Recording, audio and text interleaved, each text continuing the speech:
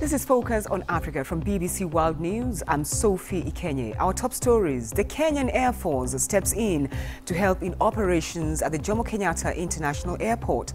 This follows a strike that has caused major disruptions, and riot police used tear gas to disperse angry workers earlier in the day. There are people who want to grab this airport. We refuse. We refuse as Kenyans. A week into disruptions on the Uganda-Rwanda border, we hear from some of those finding alternative ways to get across. Also in the program, the tunes that change lives.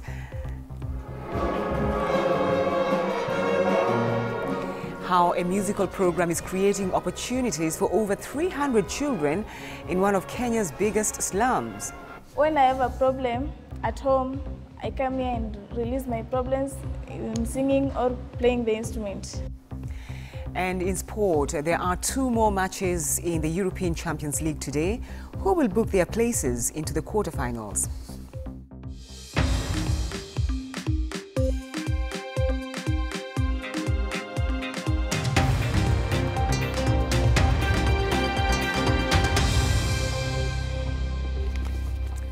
Thanks for joining us on Focus on Africa from BBC World News. We start in Kenya, where the Air Force has stepped in to help in operations after a strike currently affecting the Jomo Kenyatta International Airport. Staff stopped work early on Wednesday in protest at a planned merger between the airport authority and the national carrier, Kenya Airways. Other airports affected by the strike were Mombasa, Eldoret, and Kisumu. Now, earlier, riot police fired tear gas to try to disperse the strikers and arrested union officials. Well, joining me from the Jomo Kenyatta International Airport is Zawadi Mudibo from the BBC's business unit in Nairobi. Zawadi, have operations gone back to normal? I would say yes and no. Yes, because the Kenya Air Force has had to step in to try and do what the Kenya aviation workers were supposed to do, and that is screen passengers who are using the terminal to get in and out of the country. And no, because the aviation workers who are supposed to do this job are still on strike. They say they will not resume until the officials are released. As we speak, the Secretary General and 11 others have been reprimanded or remanded in police custody, awaiting the hearing of the bond application case that is due on the 8th of March. For the better part of Wednesday morning, East Africa's largest airport was turned into a battleground. Riot police were called in to disperse striking airport staff at the Jomo Kenyatta International Airport in Nairobi. The workers had blocked major parts of the airport. Fire engines were withdrawn from the runway, and there was no check-in, security or baggage handling. The workers stopped work from midnight, and for close to 7 hours, no plane landed at the airport. Jomo Kenyatta is the 4th largest airport in Africa, handling 126 flights every day. Thousands of passengers were stuck. A few others could not stand the exhaustion from the long wait.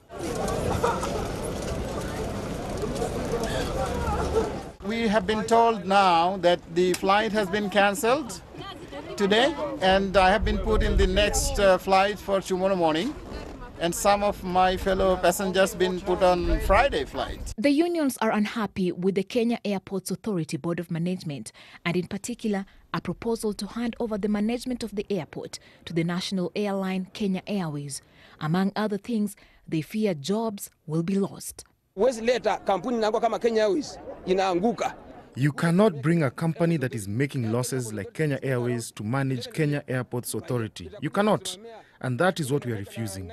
There are people who want to grab this airport. We refuse. We refuse as Kenyans. A few hours into their strike, police arrested Kenya Aviation Workers Union Secretary General Mos Ndiema. Several people, including crew, were injured in the scuffle. Nobody has failed to pay your salary. Nobody has given you a threat that your job will be at risk. And yet you go on a strike. You have given assurances that the numbers are going up in terms of employment, and you still go on strike. That is called malice. It is called sabotage. It is called economic sabotage. It is something which cannot be tolerated. The Kenya Air Force had to step in to start screening passengers. Wednesday afternoon, Kenya Airways announced that some of its flights had started taking off, but many others had to be cancelled. The Labour Court has now suspended the strike after an application by Kenya Airways. The dispute will be heard on Thursday. Masi Juma, BBC News, Nairobi. So that's how the day progressed. But Zawadi, I wonder, because there are more questions really than answers about this intended deal between Kenya Airways and the Kenya Airports Authority.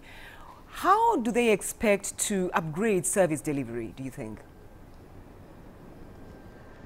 Interesting. Masi mentioned some of that, and what is happening is I had the chance to speak to the Principal Secretary for the Transport Ministry here in Nairobi, and she says this is just not about the bottom line. What they are looking at is making Kenya Airports Authority and the national carrier Kenya Airways not just competitive but also strategic as a hub for the aviation sector in the region and the entire continent of Africa. You may be aware that this particular airport handles about 126 flights on daily basis. It does handle at least 40 airlines use this hub every other day, and we have at least 25 cargo aircrafts, airlines, I beg your pardon, that use this particular hub. And so the intention is to look at it two-pronged. You realize that Kenya Airways has been in the news over the past 4 years due to loss making. In fact, the latest figures from 2018, the first half of the year, it did make losses of over $400 million, and that was an improvement, but it's still loss making.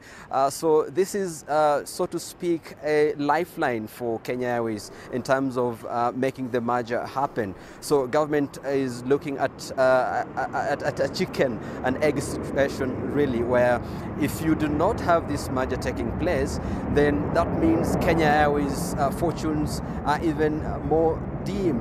And if they are not very happy about that, and they are not too sure about what how Kenya Airways is going to be profitable, then you might lose the national carrier, you might lose the hub, which they are trying to bring back to the forefront. Sophie. So a lot at stake there. Zawadi Mudibu at the Jomo Kenyatta International Airport. Thank you.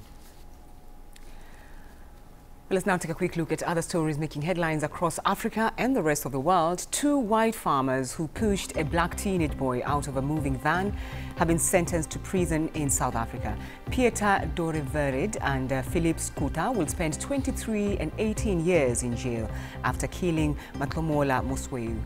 The pair accused him of stealing sunflowers worth just over $5. They were found guilty of several charges, including murder, kidnapping, and intimidation.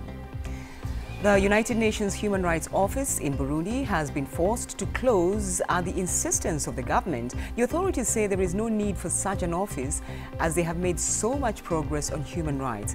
But the UN says the progress made had been jeopardized by the president's decision in 2015 to run for a 3rd term, prompting months of violence.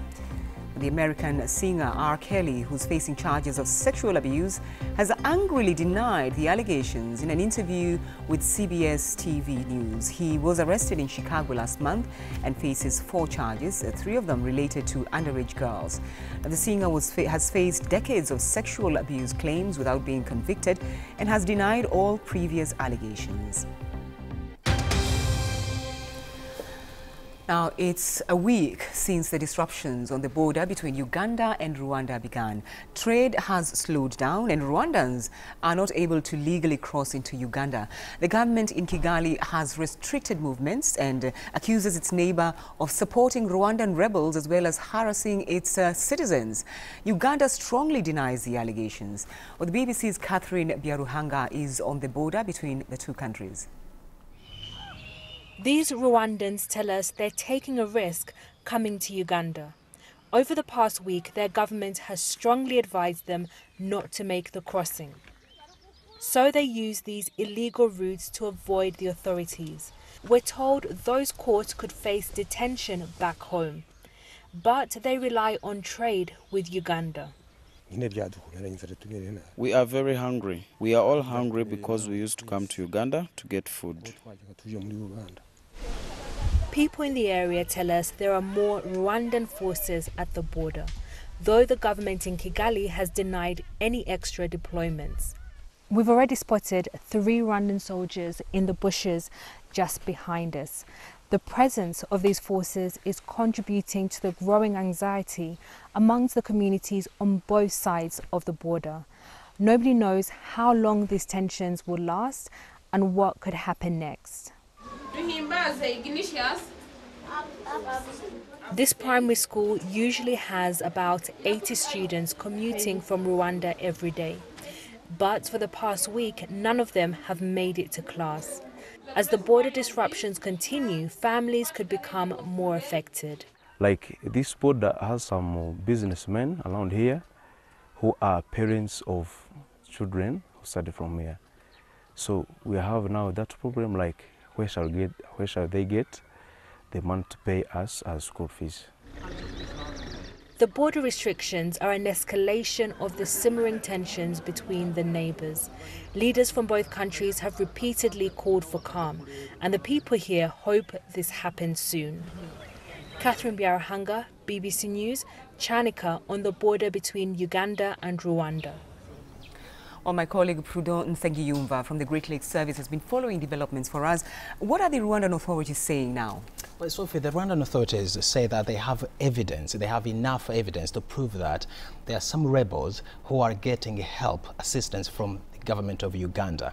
And they say that explicitly, and they say that this cannot go on as it is right now, and that's why they have taken the measures of stopping the movements from Rwandan citizens crossing the border to Uganda. But there have been concerns, though, before that Uganda has interfered in Rwandan affairs. There has been some concerns. Last December, President Kagame, during his annual speech to the nation, he said that Rwanda has 2 bad neighbors. He didn't name them at the time, but everyone who follows closely the Rwandan politics or the Great Lakes region knows exactly who he was talking about. So by now, it's explicit. The Foreign Affairs Minister said that Uganda, some senior members of the government help the rebels who are trying to attack Rwanda. And those rebels that he referred to are former government officials in Rwanda, and some of them actually were the person who is targeted mostly is General Kayumba Nyamwasa, who was former army chief of staff in Rwandan government. He also fought alongside with RPF during the 90s when they liberated the country, and he also lived and worked in Uganda as an army officer as well. Right, so what does this mean now for future relations between the 2 countries? Because it is obviously quite tense, and political issues are coming up now. It is very tense, and you can sense it even from the people that you talk to on the border. Our reporter was at the border talking to people who say they actually are being stopped and being beaten by the security officials just for the mere fact of crossing the border, because there is a clear instruction to Rwandan nationals not to cross the border. We understand that all transport companies have been instructed not to issue tickets to Rwandan nationals trying to go to Uganda. So this is really the first time that has happened, and given the strong history that binds 2 countries and both leaders of Uganda and Rwanda, it's very stunning to see this happening. All right, Prudon Nsengiyumva, thank you for that update. Thank you. This is a Focus on Africa from BBC World News. Still to come, Mimi with all the sports in women's football. Nigeria end their campaign at the Cyprus Women's Cup on a winning note. I'm Sophie Ikenya, and you're watching Focus on Africa from BBC World News.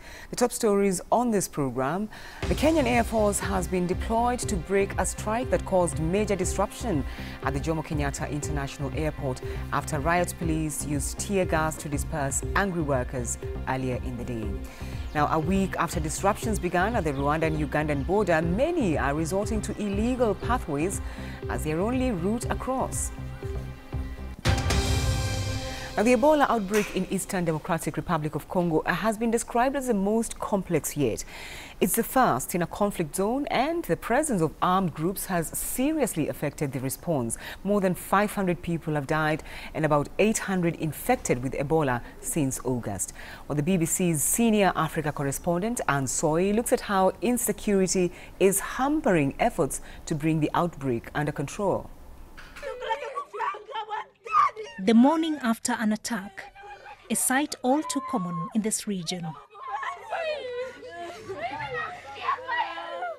9 people were killed in this village overnight. We're told some children were kidnapped. This family lost a breadwinner. He's left a little child. Over there, a mother died with her 4 children. Her husband is in the military. She engaged the attackers in a gunfight, but there was no backup. When her bullets ran out, they killed her. By the time we arrived, health workers had already taken the bodies away. Every death now has to be investigated and all bodies tested for Ebola. It's meant to keep the community safe. But in this village, it's only infuriated the mourners. We don't understand what this Ebola is. We can bury the bodies of our people ourselves. Frequent attacks have left them unable to trust anyone. Peacekeepers or Ebola teams, all are viewed with suspicion. Things can escalate quickly.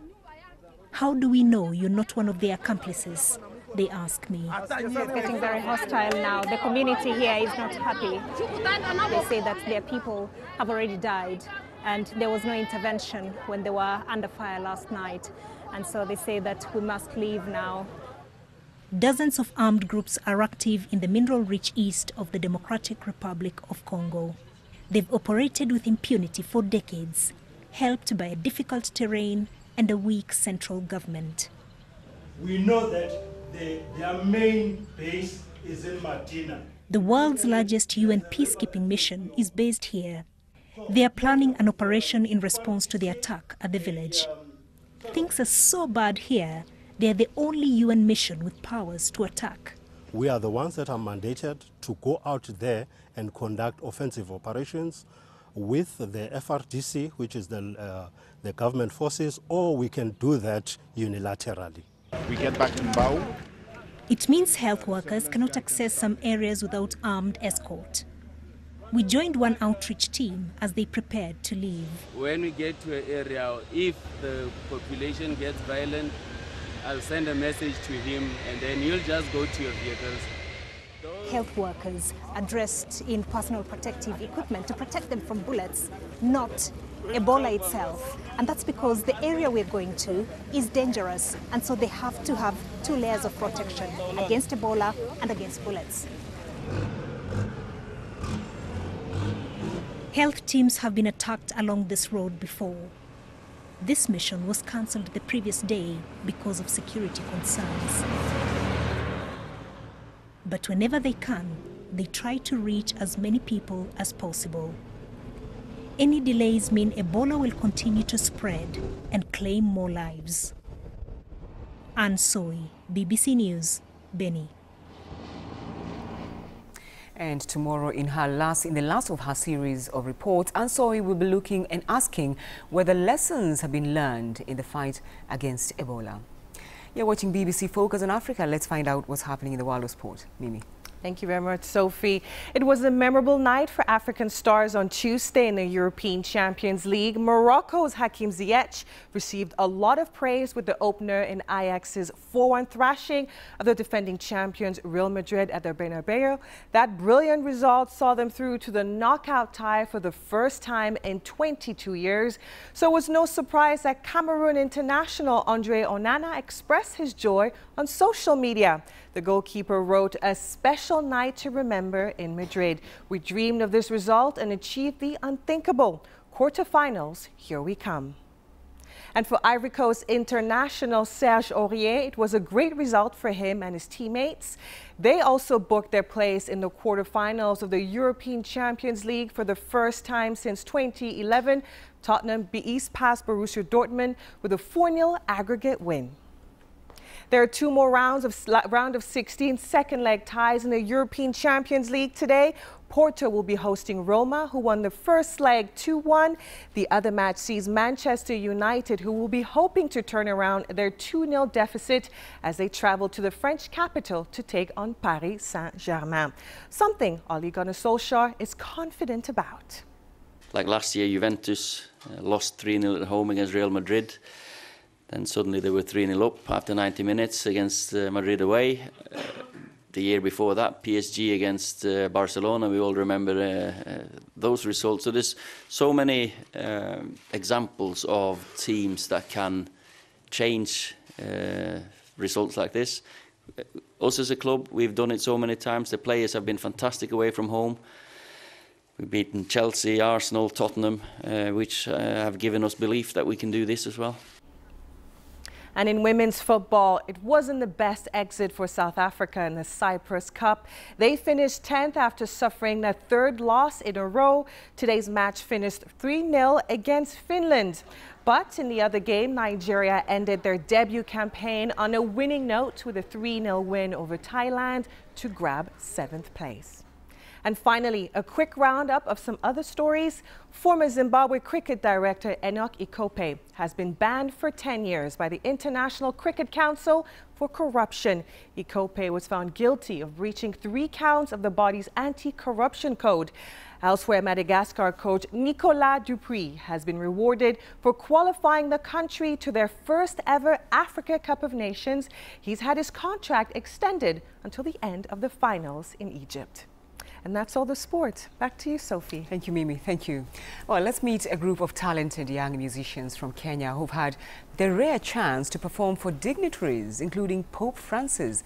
They are part of the Ghetto Classics Orchestra, a program which involves over 300 children in one of the country's biggest slums, Korogosho.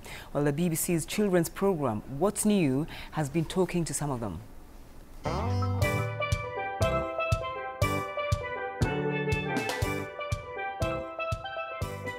My name is Penina. I'm 16 years of age. I play the violin. I love the violin because it's small, the sound, and the techniques of playing that instrument. My name is Benedict and I'm 13 years old. When I was 10 years old, my brother told me I should join Ghetto Classics. That's when I came and joined Recorder. I played it for 3 years and then I joined alto saxophone. Ghetto Classic is all about helping those people who are in need, and we don't compete with anyone. We just do a concert when we are called somewhere.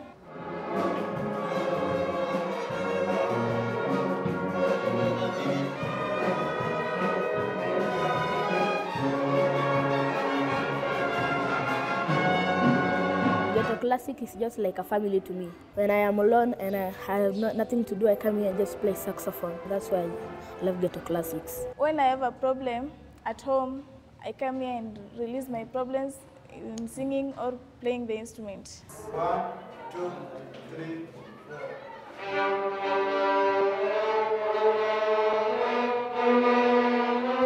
In future, I would like to be a chef because I like cooking. When I cook, I mix up spices in food. In the future, I like to be a musician because I like jazz, and my favorite artist is William. Well, before we go, a quick look at our top story today on Focus on Africa. The Kenyan Air Force has been deployed to break a strike that caused major disruption at the Jomo Kenyatta International Airport after riot police used tear gas to disperse angry workers earlier in the day. Well, that's all from the program. From me and the rest of the Focus on Africa team, thanks for your company. Bye-bye.